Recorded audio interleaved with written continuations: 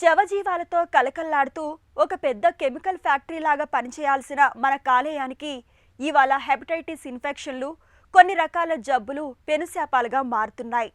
పొగ, మద్యం వంటి అలవాట్లు, గాడి తప్పిన తిండి తీరు మూలంగా కూడా కాలేయ ఆరోగ్యం దెబ్బతినిపోతుంటుంది.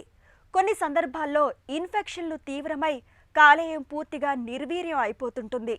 లివర్ సిరోసిస్ అలాంటిదే. దీని బారిన పడ్డప్పుడు కాలేయంలోని కణజాలం క్రమంగా సిమెంటు ముద్దలాగా గిడసబారిపోతుంటుంది. ప్రాణాంతకంగా పరిణమించే లివర్ సిరోసిస్ జబ్బుకు మన సంప్రదాయ వైద్యం ఆయుర్వేదం చెబుతున్న చికిత్సలు, పరిష్కార మార్గాల గురించి ఇప్పుడు తెలుసుకుందాం.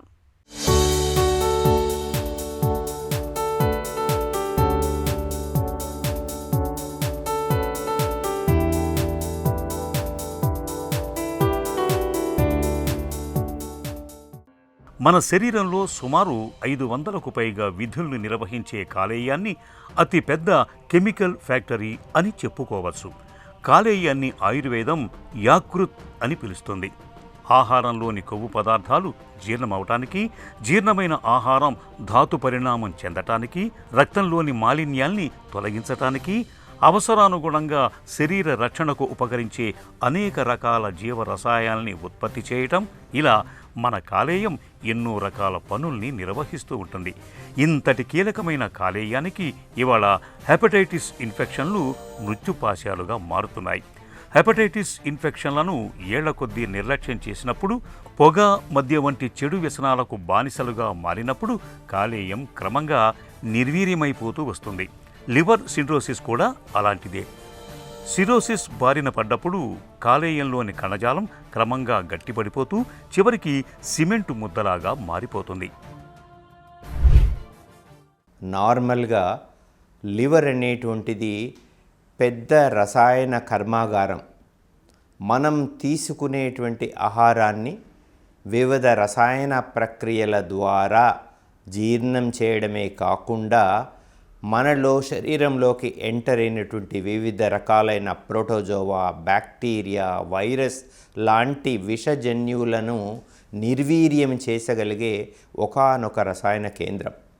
ఇట్లాంటి లివర్ వివిధ రకాలైనటువంటి ఎఫెక్ట్స్ లైక్ అతిస్థౌల్యం, ఎక్కువగా వెయిట్ ఉండడం, హెపటైటిస్ బి వ్యాధి బారిన పడడము, హెపటైటిస్ సి వ్యాధి బారిన పడడము, మితిమీరినటువంటి ఆల్కహాల్ తీసుకోవడం, లివర్ లోపల ఐరన్, కాపర్ డిపాజిట్స్ అత్యధికంగా చేరడం, సరి అయిన టైంలో ఆహార పదార్థాలని, నిద్రని సరి అయిన మోతాదులో శరీరానికి ఇవ్వకపోవడం లాంటి చర్యల చేత లివర్ ఎండిపోవడం, అంటే లివర్లో నార్మల్గా ఉండాల్సినటువంటి కణజాలము గట్టిపడి ఫైబ్రోటిక్ అంటే డీజనరేషన్ను పొంది డీజనరేటివ్ నాడ్యూల్స్గా క్రియేట్ కాగలబడి ఆ లివర్ కుంచుకుపోయే శక్తి ఉంటుంది. కాబట్టి దీనికి లివర్ సిరోసిస్ అంటారు.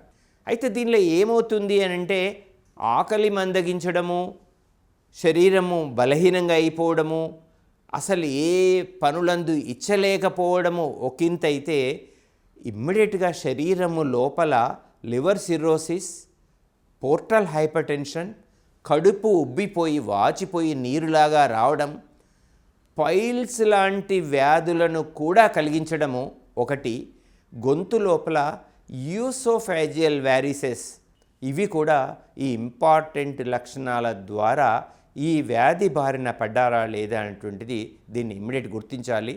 ఈ లివర్ ఎండిపోతుందా లేదా అనేటువంటిది ఒకటి liver enzyme test, serum bilirubin, elastography అనే నాన్ ఇన్వేజివ్ టెస్ట్ ద్వారా మనకు దీని యొక్క ఎంత ఎండిపోయింది, 15 kPa కంటే ఎక్కువగా ఉన్నట్టయితే లివర్ యొక్క డ్యామేజ్ స్టార్ట్ అయింది అనేటువంటిది అసెస్ చేస్తూ బయాప్సీ ద్వారా దీన్ని నిర్ధారిస్తాం.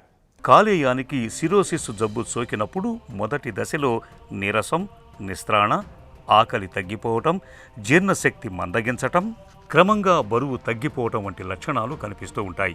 లివర్ సిరోసిస్ను తొలి దశలోనే గుర్తించినట్లయితే కాలేయ మార్పిడి వరకు వెళ్లకుండా పరిస్థితిని అదుపులో ఉంచుకోవచ్చు. కాలేయాన్ని ఆరోగ్యంగా ఉంచుకునేందుకు తినే తిండి, తాగే నీరు కలుషితం కాకుండా చూసుకోవాలి. మాంసాహారాన్ని, కారం, మసాలాలు, నూనెలు, వేపుళ్లను సాధ్యమైనంత తక్కువగా తీసుకోవాలి.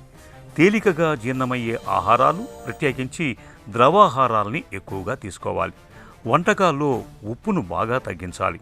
నువ్వుల నూనె, ఆవు పాలు, ఆవు పెరుగు, ఆవు నెయ్యి కాలేయానికి మేలు చేస్తాయని చెబుతుంది ఆయుర్వేదం.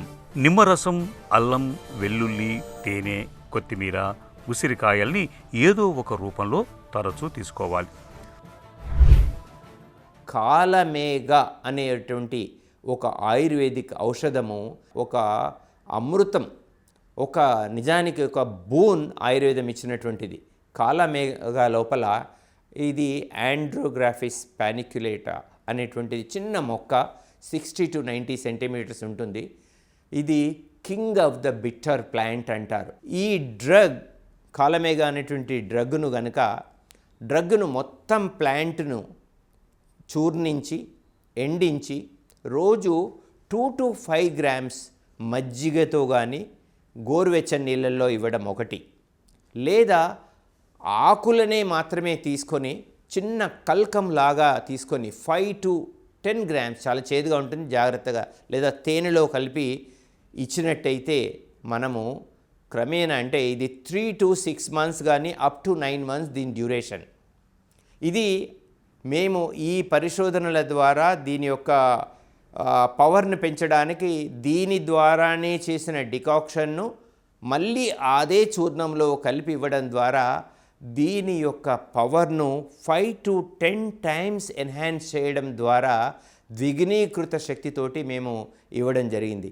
అందుకనే మేము సాధారణంగా ఏం చెప్తామంటే, ఈ ఆండ్రోగ్రాఫిస్ పానిక్యులేటా మొక్కను రోజు 5 గ్రామ్స్ వ్యాధి బారిన ఈ లివర్ సిరోసిస్ లోపల తీసుకున్నట్టయితే లివర్ డ్యామేజ్ ఆగిపోతుంది, లివర్ ఇన్ఫ్లమేషన్ తగ్గిపోతుంది, కడుపులో చేరినటువంటి నీరు క్రమేణా డ్రై అయిపోయి ఎసైటిస్ పూర్తిగా బ్యాక్ రావడానికి ఆస్కారం ఉంది.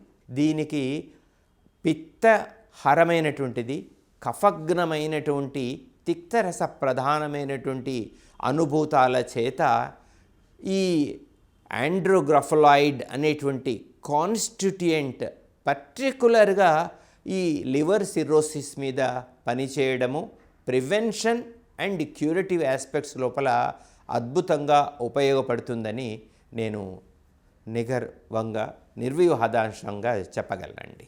కాలేయాన్ని ఆరోగ్యంగా ఉంచుకునేందుకు దినచర్య, ఋతుచర్య, జీవనశైలికి సంబంధించి క్రమశిక్షణ పాటించాలని చెబుతుంది ఆయుర్వేదం. వేళకు భోజనం చేయటం, రాత్రిపూట సాధ్యమైనంత త్వరగా పడుకోవటం అనేవి కాలేయం పైన ఒత్తిడి తగ్గిస్తాయి. మద్యాన్ని మితంగా తీసుకోవటం, లేదంటే పూర్తిగా మానుకోవటం చాలా ఉత్తమం. కాలేయం ఆరోగ్యానికి భద్రతనిచ్చే హెపటైటిస్ బి టీకాను తప్పనిసరిగా తీసుకోవాలి. మందుల చీటీ లేకుండా సొంతంగా మందుల్ని కొనుగోలు చేసి వాడకూడదు. ముఖ్యంగా హెర్బల్ మందుల వాడకంలో డాక్టర్ సలహాను తప్పనిసరిగా తీసుకోవాలి. రక్త మార్పిడి సమయంలో సురక్షితమైన జాగ్రత్తల్ని పాటించాలి. కాలేయాన్ని ఆరోగ్యంగా ఉంచేందుకు ఆయుర్వేదంలో అమలకి, కుమారి, భృంగరాజ, పునర్నవ, గుడూచి, యష్టిమధు, హరిద్ర, కటుకరోహిణి, చిత్రమూలం, భూమ్యామలకి వంటి ప్రత్యేక ఔషధాలు అందుబాటులో ఉన్నాయి.